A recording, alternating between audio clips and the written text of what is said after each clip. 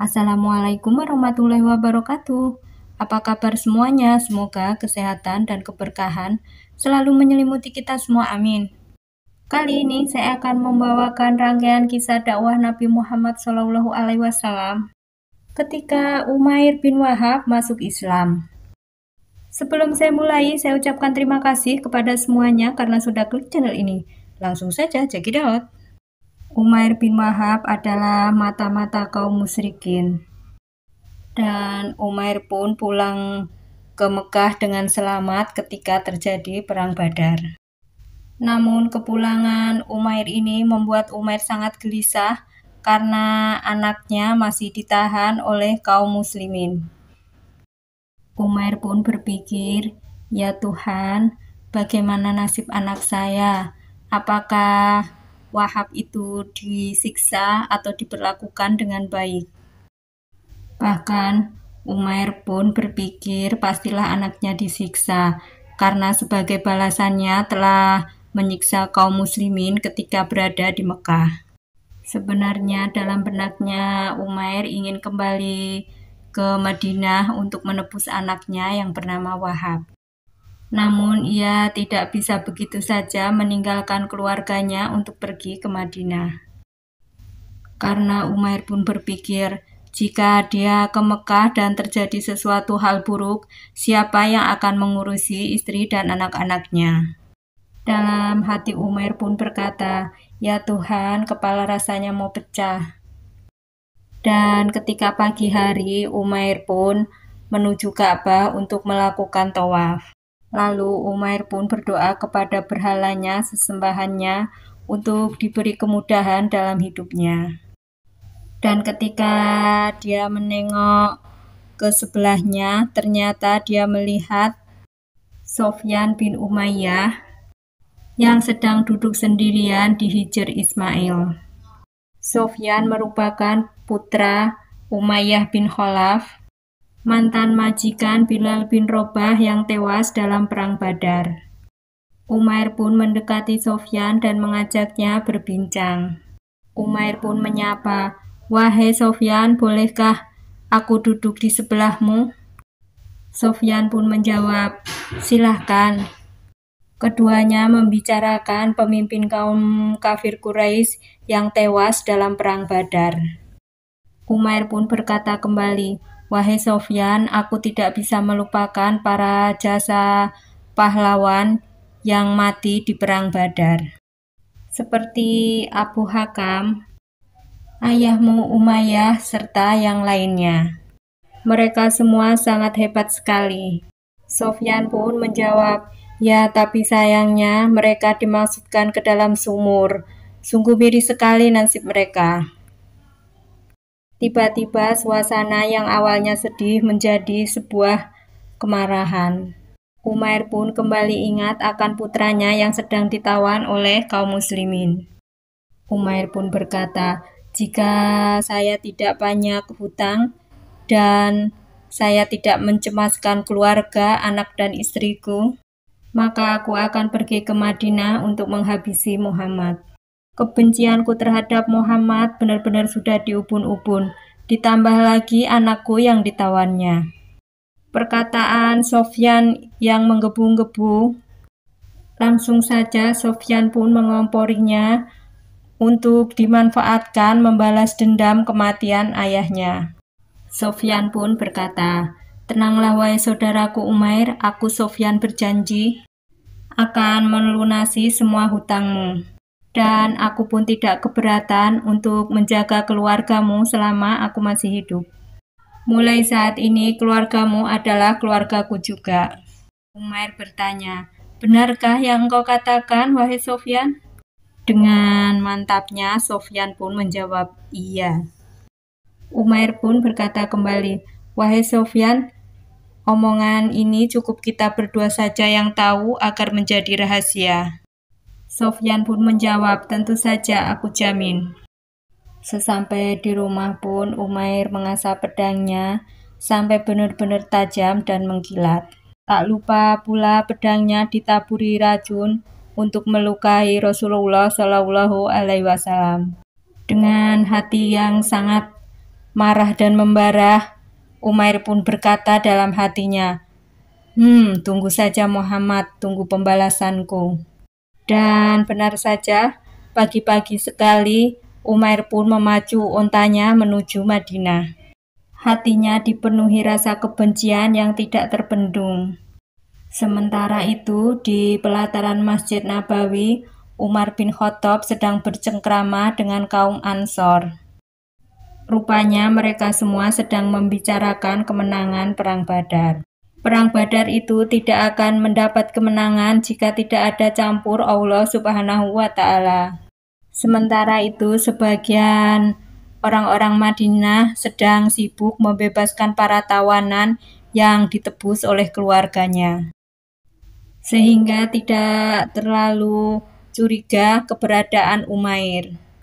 Namun untung saja Umarlah yang menyadari kedatangan Umair dengan membawa sebilah pedang. Dan Umar pun merasa kedatangan Umair itu bermaksud tidak baik.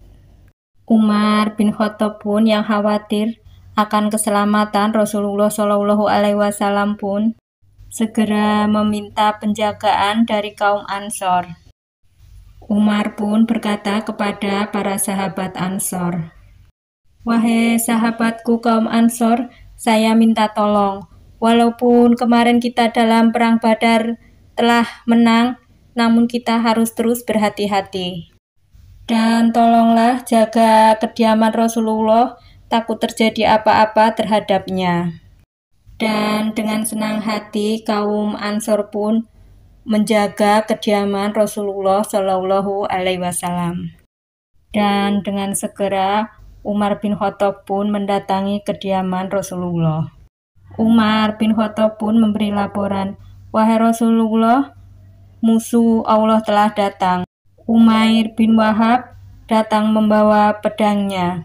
Namun Rasulullah pun menjawab dengan sangat tenang, "Baiklah Umar, persilahkan saja Umair bin Wahab untuk menemuiku."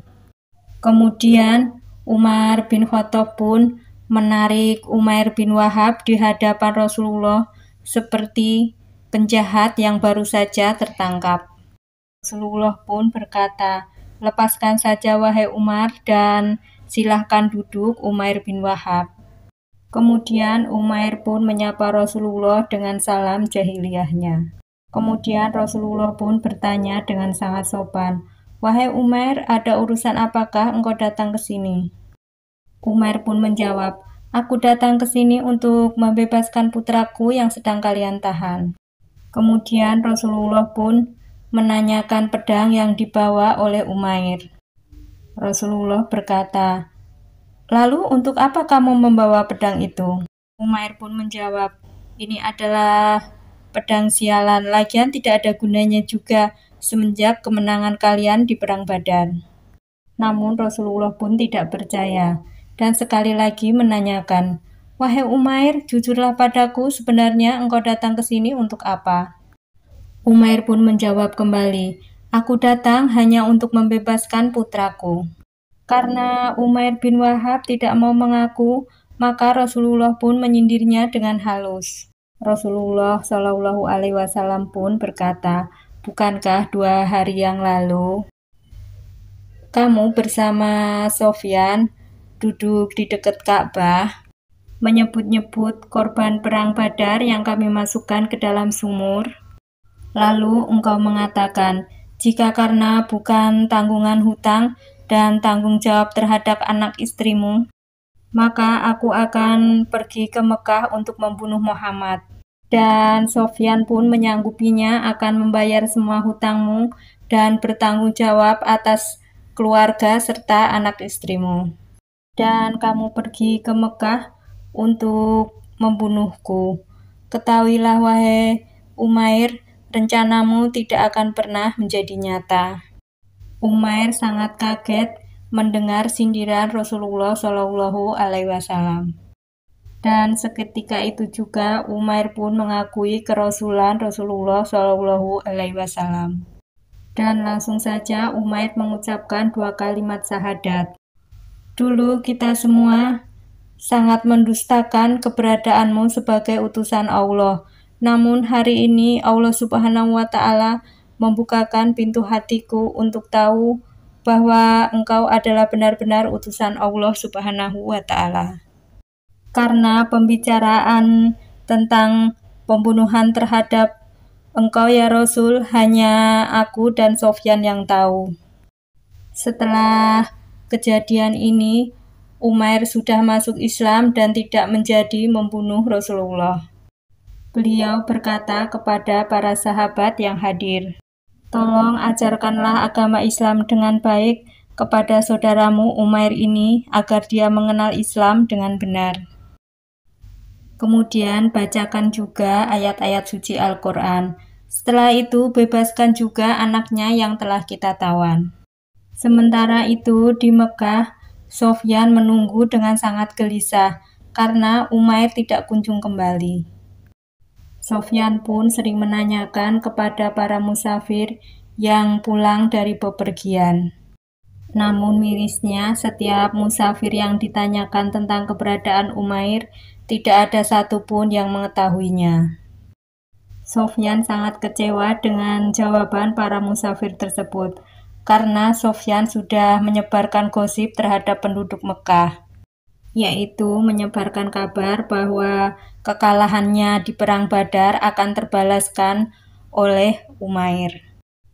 Dan suatu saat ada salah satu musafir yang memberitahu kepada Sofyan bahwa Umair sudah masuk Islam dan sedang memperdalam ilmu agamanya di Madinah. Dengan muka yang sangat merah padam, Sofyan pun sangat marah. "Apa, Umair itu masuk Islam? Bagaimana ceritanya? Bukannya membunuh Muhammad, malah masuk Islam." Sofyan pun dengan nada yang sangat emosional berkata, "Awas saja kalau Umair kembali, aku tidak akan bicara kepadanya, apalagi membantunya." Pada akhirnya, Umair setelah belajar banyak agama Islam, Umair minta izin kepada Rasulullah untuk kembali ke kampungnya. Dan kembalinya Umair ke kampung halaman tersebut bertujuan juga untuk berdakwah agama Islam di kampungnya. Rasulullah pun menyetujui keinginan Umair bin Wahab.